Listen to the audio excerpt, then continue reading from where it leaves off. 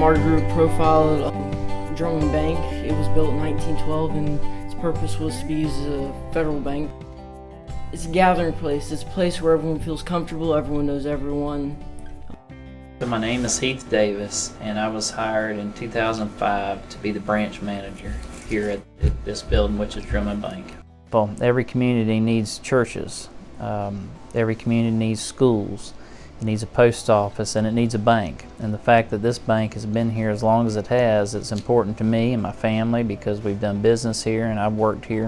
And it's also important to the citizens that live here because everybody needs a bank. Most people just see a bank as somewhere to get money, nothing much. But here our bank is more than just that. It's pretty much like a whole historical museum all in itself.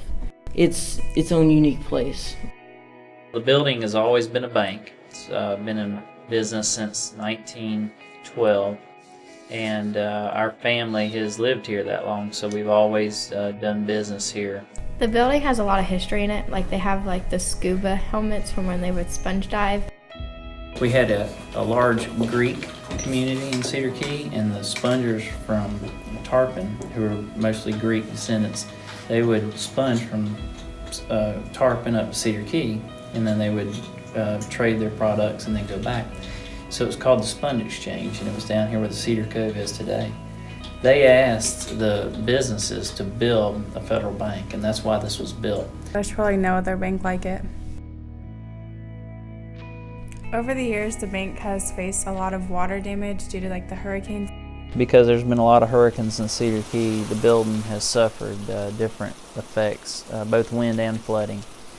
In the 100 years or plus that it's been here, it's been flooded 3 times, and those were a long time ago, and then some as recent as 2 years ago. And then in 1950, we had a hurricane that didn't have a lot of water surge, but it had a lot of wind damage, and it blew the roof off of the bank, and the roof landed right here in the street, and of course was repaired after the storm.